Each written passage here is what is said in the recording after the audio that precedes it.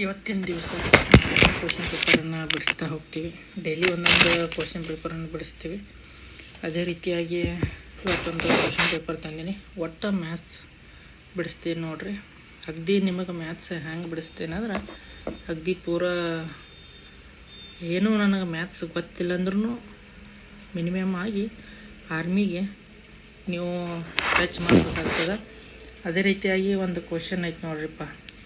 ಇದು ಯಾವ ಕ್ವಶನ್ ಅಂದ್ರೆ 32ನೇ ಕ್ವಶನ್. ನಾನು ಬರೀ ಮ್ಯಾಥ್ಸ್ ಅಟ್ಟ ಈಸಿಯಾಗಿ ನಿಮಗೆ ಬಿಡಿಸ್ತಾ ಹೋಗ್ತಾನೆ. ಅದೇ ರೀತಿಯಾಗಿ ಇಲ್ಲಿ ಕ್ವಶನ್ ಐತಿ.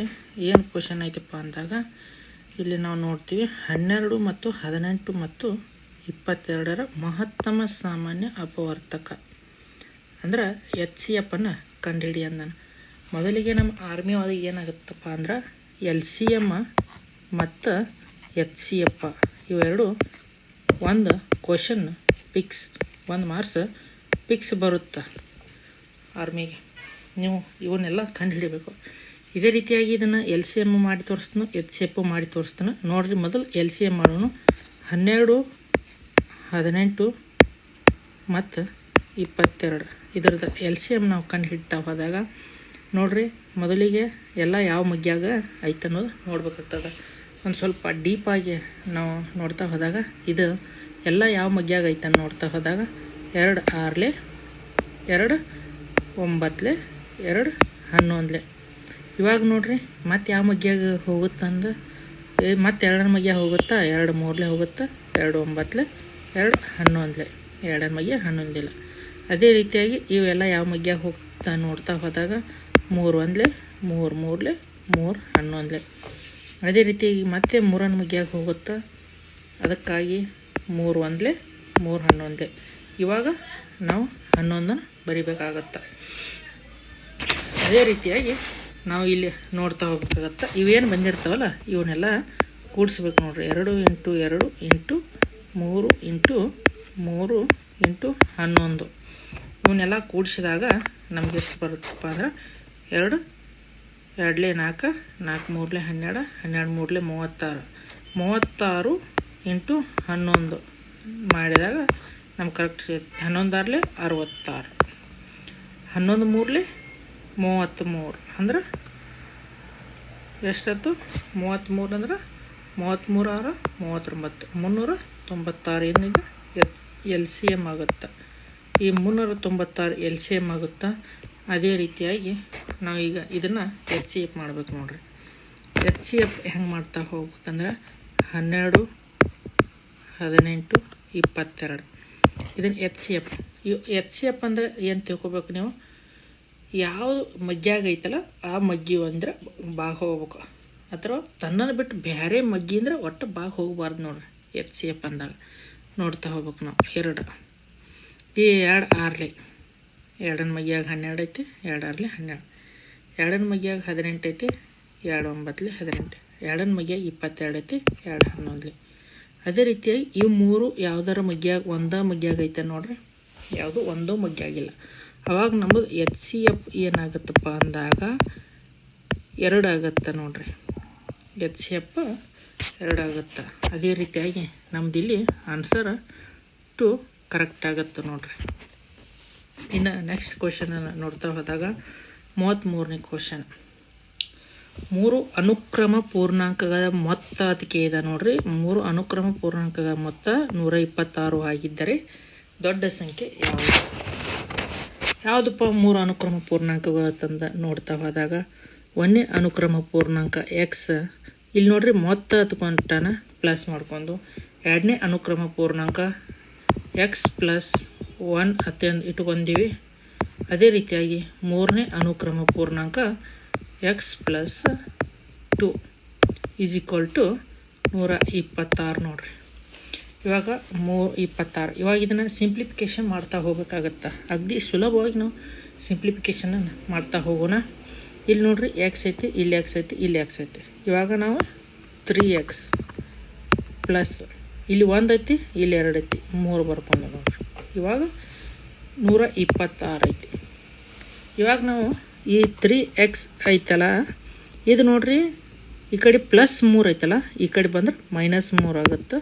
126 - 3.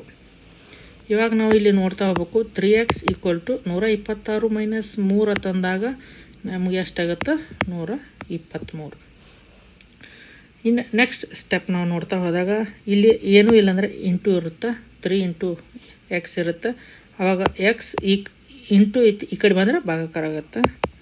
123 / 3. ಇವಾಗ ನಾವು ಇದನ್ನು ಕಟ್ತಾ ಹೊಡೆದಾಗ 3 1 3 4 ಮತ್ತು 3 1 3 1. ಇವಾಗ ನಮಗೆ x ಬೆಲೆ ಏನು ಸಿಗುತ್ತಪ್ಪ ಅಂದ್ರೆ 41 ಸಿಗುತ್ತೆ. x ಬೆಲೆ ದೊಡ್ಡ ಸಂಖ್ಯೆ ಯಾವುದಂತಂದು ಕೇಳಿದಾನೆ. ಈಗ x ಬೆಲೆ ಸಿಕ್ತು. ಇವಾಗ ಇದು ಸಣ್ಣ ಸಂಖ್ಯೆ, ಇದು ಅದಕ್ಕಿಂತ ಒಂದು ಸ್ವಲ್ಪ ದೊಡ್ಡ ಸಂಖ್ಯೆ, ಇದು ಅದಕ್ಕಿಂತ ದೊಡ್ಡ ಸಂಖ್ಯೆ. ನಾವು ಇವಾಗ ದೊಡ್ಡ ಸಂಖ್ಯೆಯನ್ನು ಕಂಡು ಹಿಡಿಬೇಕು. ಈ ದೊಡ್ಡ ಸಂಖ್ಯೆ ಕಂಡು ಹಿಡಿಬೇಕಾದ್ರೆ x ಜಾಗದಾಗ ನಾವು x ಬೆಲೆಯನ್ನು ತುಂಬಬೇಕಾಗತ್ತೆ. x + 2 ಐತಲ್ಲ, ಇದಕ್ಕೆ ನಾವು ಏನಾಗುತ್ತೆ, x ಬೆಲೆ ಇಲ್ಲಿ ಐತಲ್ಲ, x ಬೆಲೆಯನ್ನು ಇಲ್ಲಿ ಕಂಡು ಹಿಡಿದವಲ್ಲ, x ಬೆಲೆಯನ್ನು ಇದನ್ನು ತುಂಬಬೇಕಾಗುತ್ತೆ. x ಬೆಲೆ ಏನಂದ್ರೆ 41 + 2 = 43. ಈ ದೊಡ್ಡ ಸಂಖ್ಯೆ ಯಾವುದಪ್ಪ ಅಂದ್ರೆ 43 ಆಗುತ್ತೆ ನೋಡ್ರಿ. ಇಲ್ಲಿ ಐತೆ ನೋಡ್ರಿ 43 ದೊಡ್ಡ ಸಂಖ್ಯೆ. ಅದೇ ರೀತಿಯಾಗಿ ಮುಂದಿನ ಕ್ವಶನ್ ಅಗದಿ ಭಾಳ ಸಿಂಪಲಾಗಿ ಬಿಡಿಸ್ತಾ ಇದ್ದೀನಿ. ನಮ್ಮ ಚಾನಲನ್ನು ನೋಡ್ತಾ ಹೋಗ್ಬೇಕಾಗುತ್ತೆ ನೀವು. ಆರ್ಮಿ ಹುಡುಗರು ನಿಮ್ಗೆ ಅಗದಿ ಸುಲಭವಾಗಿ ಬಿಡಿಸ್ತೇನೆ. ಇವಾಗ ನೋಡ್ರಿ 34ನೇ ಕ್ವಶನ್ ಯಾವುದಪ್ಪ ಅಂದಾಗ, ಒಂದು ತರಗತಿಯಲ್ಲಿ 12 ವಿದ್ಯಾರ್ಥಿಗಳ ತೂಕ ಕೆಳಗೆ ನೀಡಲಾಗಿದೆ. ಒಂದು ತರಗತಿಯಲ್ಲಿ 12 ವಿದ್ಯಾರ್ಥಿಗಳ ತೂಕ ಕೆಳಗೆ ನೀಡಲಾಗಿದೆ. ವಿದ್ಯಾರ್ಥಿಗಳ ಸರಾಸರಿ ತೂಕ ಎಷ್ಟು ತಂದು ಕೇಳಿದ ನೋಡ್ರಿ. ವಿದ್ಯಾರ್ಥಿಗಳ ಸರಾಸರಿ ತೂಕ ತಂದಾಗ ನಾವು ಇಲ್ಲಿ ಬರ್ಕೋಬೇಕಾಗುತ್ತೆ.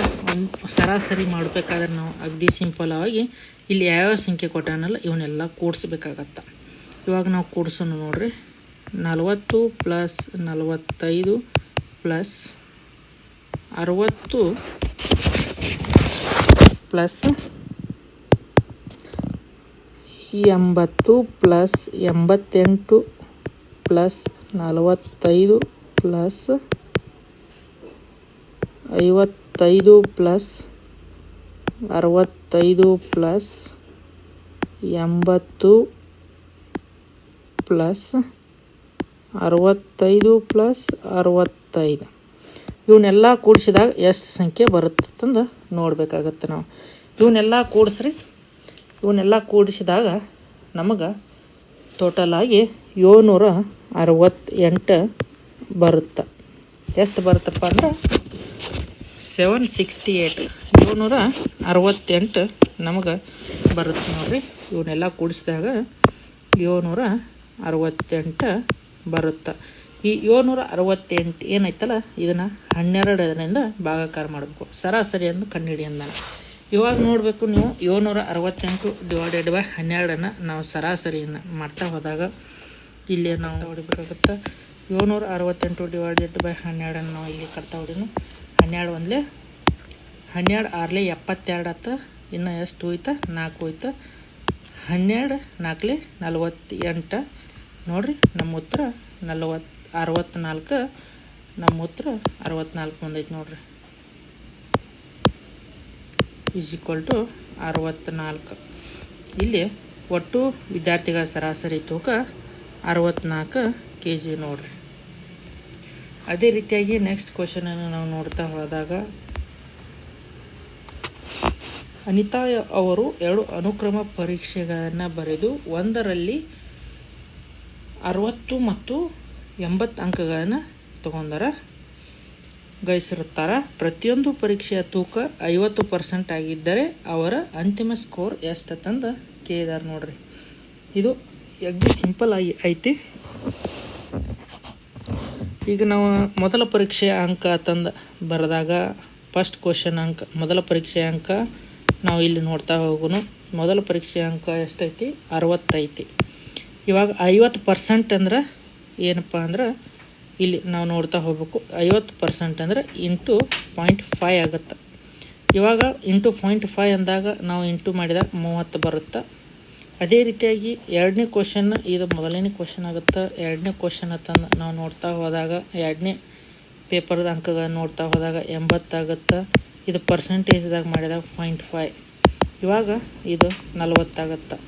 ಅವ್ರೇನು ಕೇಳ್ಯಾರ, ಅಂತಿಮ ಸ್ಕೋರ್ ಎಷ್ಟು ಆತಂದು ಕೇಳ್ಯಾರ. ಇದನ್ನು ಮತ್ತು ಇದನ್ನು ನಾವು ಪ್ಲಸ್ ಮಾಡಿದಾಗ 30 + 40 ಮಾಡಿದಾಗ ಅಂತಿಮ ಸ್ಕೋರ್ ಅವ್ರದ್ದು 70 ಆಗುತ್ತೆ. ಇಲ್ಲಿ 70 ಕರೆಕ್ಟ್ ಆನ್ಸರ್ ಆಗುತ್ತೆ. ಇನ್ನು ಮುಂದಿನ ಕ್ವಶನನ್ನು ನೋಡ್ತಾ ಹೋದಾಗ, ಈ ಕೆಳಗಿನ ಯಾವ ಭಿನ್ನರಾಶಿಯು 5%ಗೆ ಸಮನಾಗಿದೆ? ಈ ಕೆಳಗಿನ ಯಾವ ಭಿನ್ನರಾಶಿಯು 5%ಗೆ ಸಮನಾಗಿದೆ ಅಂತಂದಾಗ ನಾವು ಮೊದಲು ಪರ್ಸೆಂಟೇಜನ್ನು ಕಂಡು ಹಿಡ್ಕೋಬೇಕಾಗುತ್ತೆ. 5% ಅಂದಾಗ ಈ 5% ಏನೈತಲ್ಲ, ಇದನ್ನು 5/100 ಅಂತಂದು ಬರಿಬೋದು. ಈ 5/100 ನಾವು ಭಾಗಿಸ್ಬೇಕಾಗುತ್ತೆ. 5 1 5 4. ಇವಾಗ ನಾವು ನೋಡ್ತಾ ಹೋಗ್ಬೇಕಾಗುತ್ತೆ. 5 1 ಅಲ್ಲ, 5 20 100. ಇವಾಗ ನಾವು 1/20 ಆಗುತ್ತೆ ಆನ್ಸರ್. ಇಲ್ಲಿ ನೋಡ್ರಿ 1/20 ಕರೆಕ್ಟ್ ಆನ್ಸರ್ ಆಗುತ್ತೆ. ಅದೇ ರೀತಿಯಾಗಿ ನೆಕ್ಸ್ಟ್ 37ನೇ ಕ್ವಶನನ್ನು ನೋಡ್ತಾ ಹೋದಾಗ, ಮೋಹಿತ್ ಮತ್ತು ಅವನ ಸಹೋದರಿ ಪ್ರಸ್ತುತ ವಯಸ್ಸಿನ ಅನುಪಾತ 3:4 ಆಗಿದೆ. ಮೋಹಿತ್ ಅವರ ವಯಸ್ಸು 18 ವರ್ಷಗಳಾಗಿದ್ದರೆ ಅವನ ಸಹೋದರಿಯ ಪ್ರಸ್ತುತ ವಯಸ್ಸು ಎಷ್ಟು ಕೇಳ್ಯಾರ. ಅವನ ಸಹೋದರಿಯ ಪ್ರಸ್ತುತ ವಯಸ್ಸು ಎಷ್ಟಂತಂದು ಕೇಳಿದಾರೆ. ಅವನ ಸಹೋದರಿಯ ಪ್ರಸ್ತುತ ವಯಸ್ಸನ್ನು ನಾವು ಹೆಂಗೆ ಕಂಡುಹಿಡಿಬೇಕಂದಾಗ, ಮೋಹಿತನ ಅವರ ವಯಸ್ಸು 18 ವರ್ಷಗಳಾಗಿದ್ದರೆ 1 ಅನುಪಾತದ ಭಾಗ ಮೌಲ್ಯ ಆಗುತ್ತೆ. ಇವಾಗ ಮೋಹಿತನ ಏಜನ್ನು ನಾವು ಕಂಡು ಹಿಡಿತಾ ಹೋದಾಗ 18/3 ಇಲ್ಲೈತಲ್ಲ, ಅವನ ವಯಸ್ಸು 18, ಇದನ್ನು ಅನುಪಾತದಾಗಿದ್ದು 3 ಇಲ್ಲಿ ಕೆಳಗೆ ಇಟ್ಕೊಂಡು 3 1 3 6. ಇವಾಗ 6 ಆಗುತ್ತೆ. ಆದ್ದರಿಂದ ಅವನ ಸಹೋದರಿಯ ಪ್ರಸ್ತುತ ವಯಸ್ಸನ್ನು ನಾವು ಕಂಡು ಹಿಡಿಬೇಕಾದಾಗ ಇಲ್ಲಿ ಅನುಪಾತದಾಗ 4 ಕೊಟ್ಟಾರ. 4 × 6, ಇಲ್ಲಿ ಅವನ ವಯಸ್ಸು ಎಷ್ಟು 6 ಐತಿ. = 6 ಅಕ್ಕನ ವಯಸ್ಸನ್ನು ನಾವು ಸಹೋದರಿಯ ವಯಸ್ಸನ್ನು ಕಂಡು ಹಿಡಿದಾಗ 24 ಆಗುತ್ತೆ. ಇಲ್ಲಿ ನೋಡಿರಿ 24 ಕರೆಕ್ಟ್ ಆನ್ಸರ್ ಆಗುತ್ತೆ. ಅದೇ ರೀತಿಯಾಗಿ ಇನ್ನು ಮುಂದಿನ ಕ್ವಶನ್ನ ಸಿಂಪ್ಲಿಫೈ ಆಗಿ ನೋಡ್ತಾ ಹೋದಾಗ ಯಾವ ಕ್ವಶನ್ ಐತ್ರಿ, 38ನೇದ. ಇವಾಗ ನೋಡ್ರಿ, ಇದು ಅಗದಿ ಈಸಿ ಕ್ವಶನ್ ಐತೆ ನೋಡ್ರಿ. 3:7 ಸಮಾನುಪಾತ x ಅನುಪಾತ 4 ಆಗಿದ್ದರೆ ಎಕ್ಸ್ನ ಮೌಲ್ಯ ಯಾವುದಕ್ಕೆ ಸಮನಾಗಿರುತ್ತೆ ಅಂತಂದ್ರೆ, ಇವಾಗ ನಾವು ಇಲ್ಲಿ ಇದು ಏನೈತೆ ಕ್ವಶನ್ ಹಿಂಗೆ ಬರ್ಕೋಬೇಕಾಗತ್ತೆ. 3:7 ಐತಲ್ಲ, ಸಮಾನುಪಾತ x ಅನುಪಾತ 4 ಐತಿ. ನಾವು ಇವಾಗ ಇದನ್ನು ಇಂಟು ಮಾಡ್ಕೋಬೇಕಾಗತ್ತೆ. ಇದು ಇದು ಇದು ಇದು ಇವಾಗ ನೋಡ್ಬೇಕು ನಾವು ಇದನ್ನು 3 × 4 = 7x ಅಂತಂದು ಮಾಡಬೇಕಾಗತ್ತೆ. ಇವಾಗ ಏನಾಗುತ್ತೆ, ನಾವು ನೆಕ್ಸ್ಟ್ 4 3 12 ಆಗುತ್ತೆ, = 7x. ಇವಾಗ ನಾವು x ಬೆಲೆಯನ್ನು ಕಂಡು ಹಿಡಿಬೇಕಾದಾಗ ಇಲ್ಲಿ ಇಂಟು ಐತೆ ನೋಡ್ರಿ, 7 × x ಐತಲ್ಲ, ಇದಕ್ಕೆ ಡಿವೈಡೆಡ್ ಬೈ ಬರ್ತೈತೆ. 12/7 = x ಬೆಲೆ. ಇಲ್ಲಿ ನೋಡ್ರಿ ನಮ್ಮ ಆನ್ಸರ್ 12/7. ಇದು ನಮ್ಮ ಕರೆಕ್ಟ್ ಆನ್ಸರ್ ಆಗುತ್ತೆ. ಅದೇ ರೀತಿಯಾಗಿ ಮುಂದಿನ ಕ್ವಶನನ್ನು ನೋಡ್ತಾ ಹೋಗೋಣ.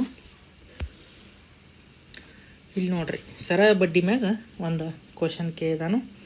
ಸಿಂಪಲ್ ಆಗಿ ಸರಳ ಬಡ್ಡಿ ಸೂತ್ರವನ್ನು ಹಚ್ಚಿದ್ರೆ ಇಲ್ಲಿ ಅಂಕ ಮುಗಿಯುತ್ತೆ. 2000 ಮೇಲೆ 6% ವಾರ್ಷಿಕ ದರದಲ್ಲಿ 3 ವರ್ಷಗಳಿಗೆ ಸರಳ ಬಡ್ಡಿ ಎಷ್ಟಾಗುತ್ತೆ ಅಂತ ಕೇಳಿದ್ದಾರೆ. ಇವಾಗ ನಾವು ಸರಳ ಬಡ್ಡಿ ಸೂತ್ರವನ್ನು ನೋಡ್ತಾ ಹೋದಾಗ ಸರಳ ಬಡ್ಡಿ ಸೂತ್ರವನ್ನು ನಾವು ನೋಡ್ತಾ ಹೋಗೋಣ. PTR/100 ಅನ್ನೋದ ನಾವು ಸರಳ ಬಡ್ಡಿ ಸೂತ್ರವನ್ನು ನೋಡ್ತೇವೆ. ಪಿ ಅಂದ್ರೆ ಏನಪ್ಪ, ಪಿ ಅಂದ್ರೆ ಅಸಲು. ಅದೇ ರೀತಿಯಾಗಿ ಟಿ ಅಂದ್ರೆ ಟೈಮ್, ಅಂದ್ರೆ ನಾವು ಎಷ್ಟು ವರ್ಷ ಅಂತಂದು ಐತಲ್ಲ ಟೈಮ್. ಅದೇ ರೀತಿಯಾಗಿ ಆರ್ ಅಂದ್ರೆ ರೇಟ್ ಆಫ್ ಇಂಟ್ರೆಸ್ಟ್. ಇದು ರೇಟ್ ಆಫ್ ಇಂಟ್ರೆಸ್ಟ್. ನಾವು ಆರ್ ಅಂದ್ರೆ ರೇಟ್ ಆಫ್ ಇಂಟ್ರೆಸ್ಟ್ ಆಗುತ್ತೆ. ಇವಾಗ ನಾವು ಇಲ್ಲಿ ಈ ಸೂತ್ರದಾಗ ಸಿಂಪಲ್ಲಾಗಿ ನಾವು ಇಲ್ಲಿ ಹಚ್ತಾ ಹೋಗೋಣ. ಪಿ ಅಂದರೆ ಎಷ್ಟು ಕೊಟ್ಟಿದ್ದಾನೆ? 2000 ಕೊಟ್ಟಿದ್ದಾನೆ. ಪಿ ಬೆಲೆ 2000 ಇಂಟು ಟಿ ಬೆಲೆ ಟೈಮ್ ಎಷ್ಟು ಕೊಟ್ಟಾನ? 3 ವರ್ಷ ಕೊಟ್ಟಾನ. ಅದೇ ರೀತಿಯಾಗಿ ರೇಟ್ ಆಫ್ ಇಂಟ್ರೆಸ್ಟ್ 6% ಕೊಟ್ಟಿದ್ದಾನೆ, ಡಿವೈಡೆಡ್ ಬೈ 100. ಇವಾಗ ನಾವು ಇಲ್ಲಿ ನೋಡ್ತಾ ಹೋಗ್ಬೇಕು. ಈ 2 0 ಹೋಯ್ತು. ಇವಾಗ ಏನು ಹೋಯ್ತು? 20 ಇಂಟು 3 ಇಂಟು 6. ಇವಾಗ 2 3 6, 6 3 18. ಇವಾಗ ನೋಡ್ಬೇಕು. 2 3 6, 6 6 36.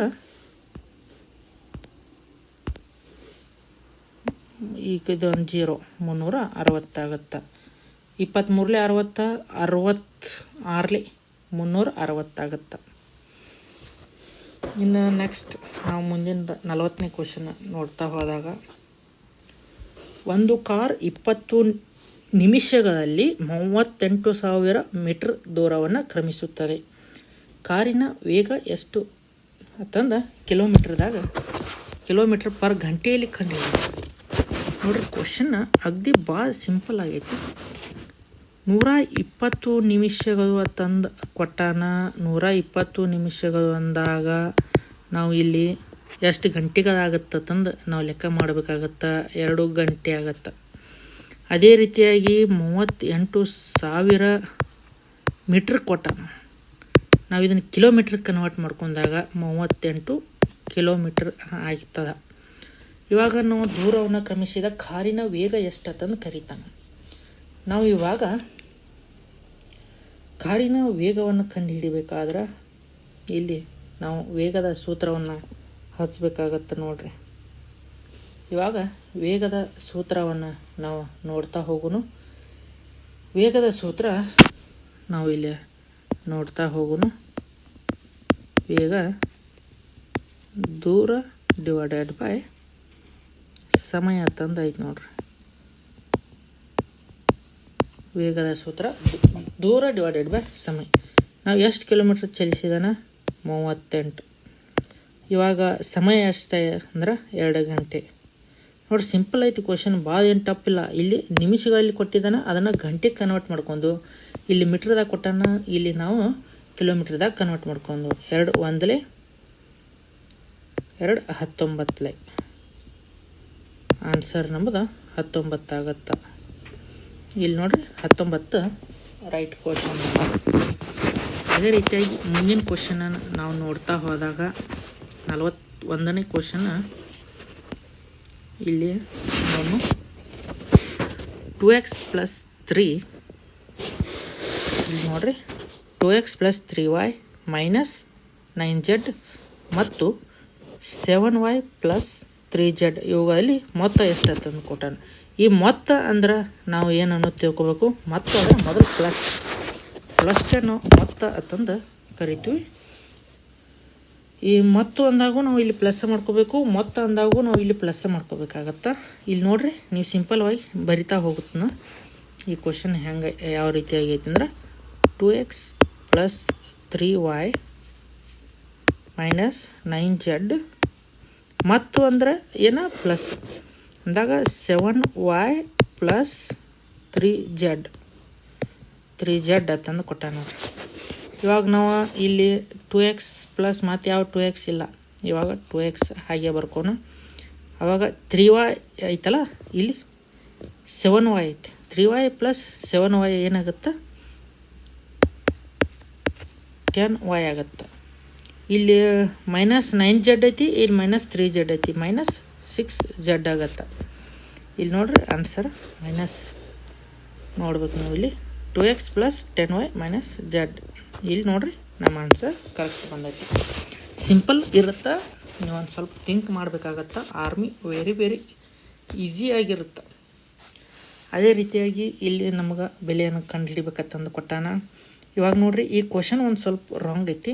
ಈ ಕ್ವಶನ್ ಯಾವ ರೀತಿಯಾಗಿ ಕೊಡಬೇಕಾಗಿತ್ತಪ್ಪ ಅಂದ್ರೆ ಅವ 2m - 3 = 7 + 2 ಅಂತಂದು ಕೊಡಬೇಕಾಗಿತ್ತು. ಅವು ಒಂದು ಸ್ವಲ್ಪ ಕ್ವಶನ್ ರಾಂಗ್ ಆಗಿ ಕೊಟ್ಟಾನ. ಇವಾಗ ನಾವು ಎಮ್ ಬೆಲೆಯನ್ನು ಕಂಡು ಹಿಡಿಬೇಕಾಗತ್ತೆ. ಎಮ್ ಬೆಲೆಯನ್ನು ನಾವು ಕಂಡು ಹಿಡಿತಾ ಹೋಗೋಣ. ಇಲ್ಲಿ ನೋಡಿರಿ, 2m - 3 = 7 + 2 ಅಂತ ಕೊಟ್ಟಾನ. ಇದನ್ನು ನಾವು ಮಾಡ್ತಾ ಹೋಗೋಣ. 2m ಹಾಗೆ ಇರಲಿ, -3 = 7 + 2 ಅಂದ್ರೆ 9 ಆಗುತ್ತೆ. ಇವಾಗ 2m ಐತಲ್ಲ, ಈ -3 ಇದ್ದಿದ್ದು ಈ ಕಡೆ ಬರುತ್ತಾ, +3 ಆಗುತ್ತೆ, ಅಂದಾಗ 12 ಆಗುತ್ತೆ. ಈ m ಈ ಕಡೆ ಇರಲಿ, ಈ 2 ಈಚೆ ಕಡೆ ಬರುತ್ತಾ, ಈ 2 ಈಚೆ ಕಡೆ ಬರುತ್ತಾ. ಇವಾಗ ನೋಡಿರಿ, 12 / 2 ಅಂತಂದು ಬರುತ್ತಾ. ಈ 2 1 2 6 ಈಗ ನಮಗೆ m ಬೆಲೆ 6 ಬರುತ್ತೆ. ಇವಾಗ ಕ್ವಶನ್ ಆಪ್ಷನ್ 2 ಕರೆಕ್ಟ್ ಆಗುತ್ತೆ ನೋಡಿರಿ. ಅದೇ ರೀತಿಯಾಗಿ 43ನೇ ಕ್ವಶನನ್ನು ನಾವು ನೋಡ್ತಾ ಹೋದಾಗ, ಚತುರ್ಭುಜದ 4 ಕೋನಗಳು ಯಾವ ರೀತಿ ಇದಾವಪ್ಪ ಅಂದಾಗ 1, 2, 3, 2 ಅನುಪಾತದಲ್ಲಿದ್ದರೆ ಚಿಕ್ಕ ಕೋನವು ಎಷ್ಟು ಅಂತ ಕೊಟ್ಟ ನೋಡ್ರಿ. ಚತುರ್ಭುಜದ 4 ಕೋನಗಳು ಆತಂದು ಕೊಟ್ಟಿದ್ದಾನೆ. ಇವಾಗ ಚತುರ್ಭುಜದ 4 ಕೋನಗಳು ಎಷ್ಟು ಅಂದಾಗ 4 ಕೋನಗಳ ಮೊತ್ತವನ್ನು ನಾವು ಕಂಡು ಹಿಡ್ಕೊಂಡು 1 + 2 + 3 + 2 = ಎಷ್ಟಾಗುತ್ತೆ? 1, 2, 3, 3, 3, 6 + 2 ಅಂದಾಗ 8 ಆಗುತ್ತೆ.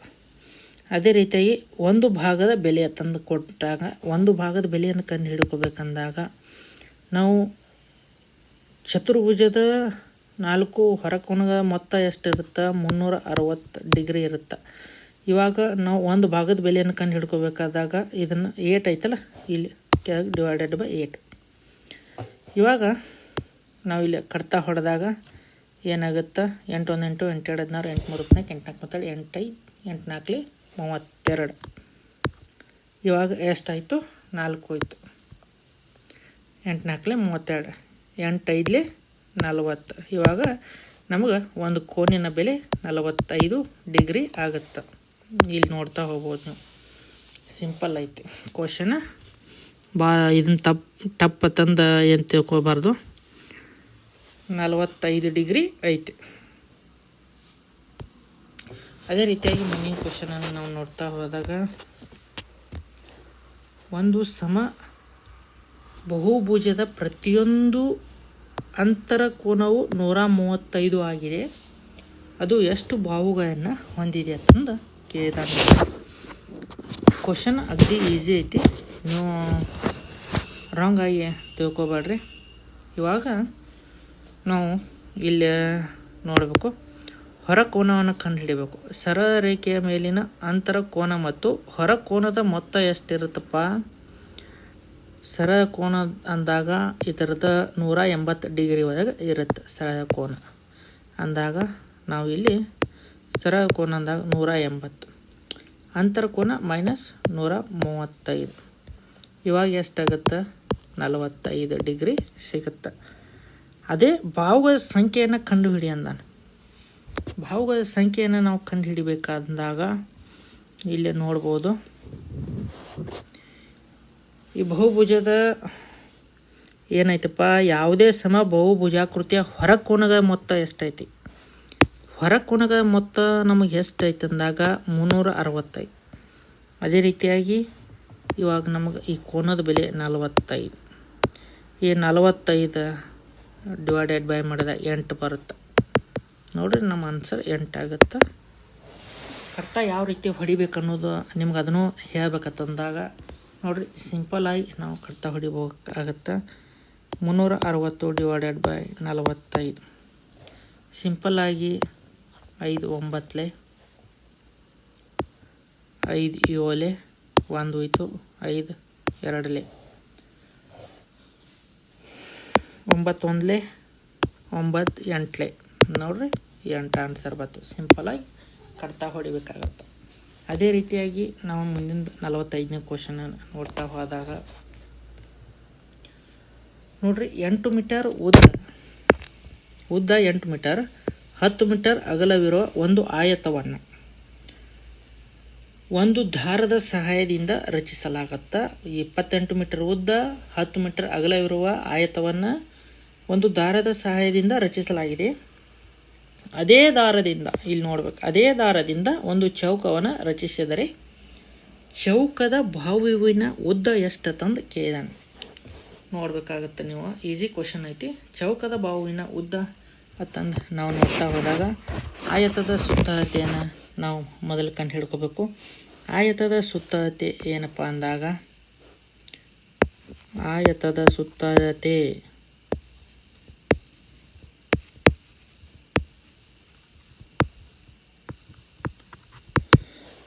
ಸುತ್ತಳತೆ ಅಂತಂದ ನೋಡ್ಬೇಕು ನಾವು 2 ಇಂಟು ಉದ್ದ ಇಂಟು ಅಗಲ, ಉದ್ದ ಪ್ಲಸ್ ಅಗಲ ಇಂಟು ಅಲ್ಲ, ಉದ್ದ ಪ್ಲಸ್ ಅಗಲ ನಾವು ನೋಡಬೇಕು. ಇಲ್ಲಿ 2 ಇಂಟು ಐತಿ, ಉದ್ದ ಎಷ್ಟೈತಿ 28 ಐತಿ, ಪ್ಲಸ್ ಅಗಲ ಎಷ್ಟೈತಿ 10 ಐತಿ.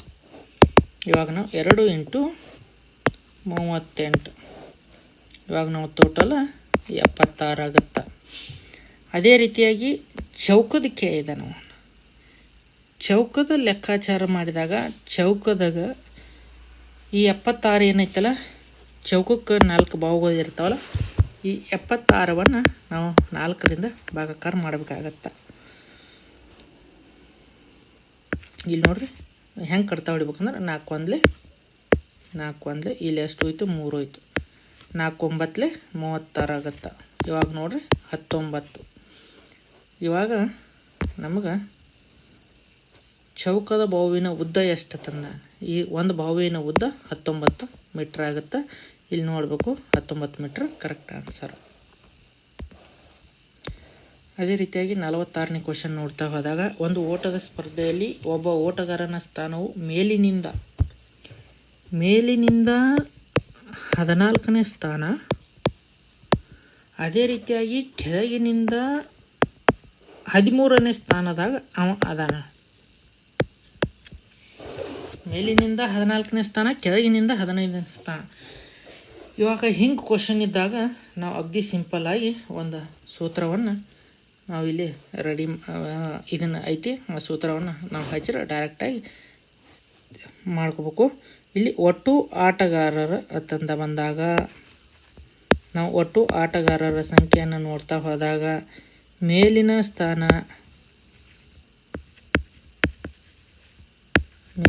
ಸ್ಥಾನ ಪ್ಲಸ್ ಕೆಳಗಿನ ಸ್ಥಾನ. ಈಗ ನೋಡ್ರಿ ನಾವು ಇಲ್ಲಿ ಸಿಂಪಲ್ಲಾಗಿ ಬರ್ಕೊಂಡು ಮೇಲಿನ ಸ್ಥಾನ ಪ್ಲಸ್ ಕೆಳಗಿನ ಸ್ಥಾನ -1 ಮಾಡ್ಕೋಬೇಕು ನಾವು. ಇವಾಗ ನಾವು ನೋಡ್ರಿ ಮೇಲಿನ ಸ್ಥಾನ 14 ಐತಿ, ಅದೇ ರೀತಿಯಾಗಿ ಕೆಳಗಿನ ಸ್ಥಾನ 13 ಐತಿ, -1 ಮಾಡ್ಕೋಬೇಕಾಗತ್ತೆ. ಇವಾಗ ನೋಡ್ರಿ 14 ಪ್ಲಸ್ 12 ಎಷ್ಟಾಗುತ್ತೆ 26 ಆಗುತ್ತೆ. ಇಲ್ಲಿ ನೋಡ್ರಿ 26 ನಮಗೆ ಕರೆಕ್ಟ್ ಆನ್ಸರ್ ಆಗುತ್ತೆ. ಒಂದು ನಿರ್ದಿಷ್ಟ ಸಂಕೇತ ಭಾಷೆಯಲ್ಲಿ ಅರ್ಥನ್ನು ಹಿಂಗೆ ಕೊಟ್ಟಿದ್ದಾನೆ. ಅರ್ಥನ ARETH ಅಂತಂದು ಕೊಟ್ಟಿದ್ದಾನೆ. ಅದೇ ರೀತಿಯಾಗಿ ಡ್ಯಾನ್ಸನ್ನು ADNCE ಅಂತಂದು ಕೊಟ್ಟಿದ್ದಾನೆ. ಅದೇ ರೀತಿಯಾಗಿ ನಾವು ನಮಗೆ ಆ ಭಾಷೆಯಲ್ಲಿ ಹಾರ್ಟನ್ನು ಹೇಗೆ ಬರೆಯಲಾಗುತ್ತದೆ ಅಂತ ಕೊಟ್ಟಿದ್ದಾನೆ. ಇಲ್ಲಿ ಸಿಂಪಲ್ಲಾಗಿ ನಾವು ನೋಡ್ತಾ ಹೋದಾಗ ಮೊದಲಿಗೆ ಯಾವ ರೀತಿ ಕೊಟ್ಟಾನ, EARTH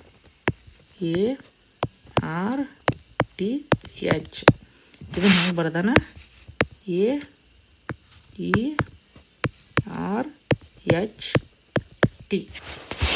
ಇವಾಗ ನೋಡ್ರಿ EA ಇಲ್ಲಿ ಹೋಗೈತಿ, EA ಇಲ್ಲಿ ಬಂದೈತಿ, ಇದು ಹೆಂಗೆ ಕೊಟ್ಟಿದ್ದಾನ. ಅದೇ ರೀತಿ ET ಇಲ್ಲಿ ಕೊಟ್ಟಿದ್ದಾನ, ET ಇಲ್ಲಿ ಬಂದೈತಿ H. ನೋಡ್ರಿ ಇದು ಡ್ಯಾನ್ಸ್ ಅಂತಂದು ಕೊಟ್ಟ ಐತಿ ನೋಡ್ರಿ, DANCE.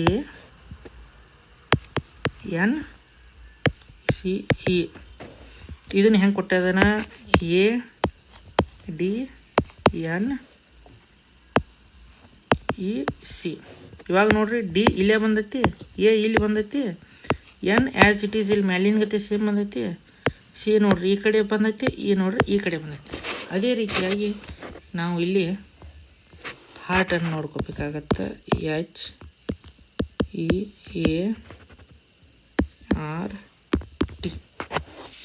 ಇವಾಗ ನಾವು ಇದನ್ನು ಇಲ್ಲಿ ಬರಬೇಕಾ, ಈ ಎಚ್ ಇದು ಇಲ್ಲಿ ಬಂತ, ಇವಾಗ ಈ ಎಚ್ ಇಲ್ಲಿ ಬಂತು. ಇವಾಗ ನೋಡ್ರಿ ಎ ಆ್ಯಸ್ ಇಟ್ ಈಸ್ ಹಂಗೆ. ಇವಾಗ ಈ ಆರ್ ಇಲ್ಲಿ ಹೋಗುತ್ತಾ, ಈ ಟಿ ಇಲ್ಲಿ ಬರುತ್ತಾ, ಇವಾಗ ಟಿ ಆರ್. ಇವಾಗ ನಾವು ಇಲ್ಲಿ ಕ್ವಶನ್ ನೋಡಿದಾಗ ಇಲ್ಲಿ ನೋಡ್ರಿ ಆನ್ಸರ್ ಕರೆಕ್ಟ್ ಐತಿ. ಸಿಂಪಲ್ ಆಗೈತಿ. ಇದೇ ರೀತಿಯಾಗಿ ನೀವು ಬಿಡಿಸ್ಕೊಡ್ರಿ. ಇವಾಗ ನಾವು ಇಲ್ಲಿ 48ನೇ ಕ್ವಶನನ್ನು ನೋಡಿದಾಗ ಪ್ರೊಡ್ಯೂಸಿಂಗ್ ಪದದ ಅಕ್ಷರಗಳನ್ನು ಇಂಗ್ಲೀಷ್ ವರ್ಣಮಾಲೆಯ ಕ್ರಮದಲ್ಲಿ ಮರು ಜೋಡಿಸಿದರೆ ಮರು ಜೋಡಣೆಯ ನಂತರ ಎಷ್ಟು ಅಕ್ಷರಗಳು ಸ್ಥಾನವು ಬದಲಾಗದೆ ಉಳಿಯುತ್ತದೆ. ಇದು ಎಷ್ಟು ಅಕ್ಷರಗಳ ಸ್ಥಾನ ಬದಲಾಗದೆ ಉಳಿಯುತ್ತಂದು ಕೊಟ್ಟ ನೋಡ್ರಿ. PORDUCING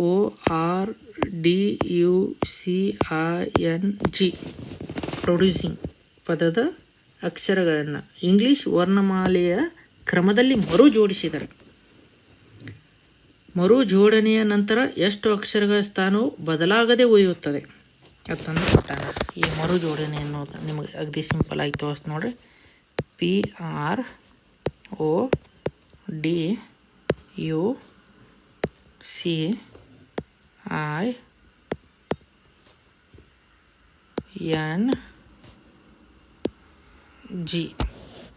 ಇವಾಗ ಮರು ಜೋಡಣೆ ಮಾಡಬೇಕು. ಇದು ಜಿ ಇಲ್ಲಿ ಬತ್ತು, ಅದೇ ರೀತಿಯಾಗಿ ಎನ್ ಇಲ್ಲಿ ಬತ್ತು, ಐ ಇಲ್ಲಿ ಬತ್ತು, ಸಿ ಇಲ್ಲಿ ಬತ್ತು, ಯು ಇಲ್ಲಿ ಬತ್ತು, ಡಿ ಓ ಅದೇ ರೀತಿಯಾಗಿ ಆರ್ ಪಿ. ಇವಾಗ ನೋಡಬೇಕು ಯಾವುದು ಮತ್ತು ಮರ ಬಂದಿಲ್ಲ, ಅದಕ್ಕಾಗಿ ಯಾವುದೂ ಇಲ್ಲ ಅಂತಂದು ನಾವು ಇಲ್ಲಿ ಆನ್ಸರನ್ನು ನಾವು ಬರಿಬೇಕಾಗತ್ತೆ.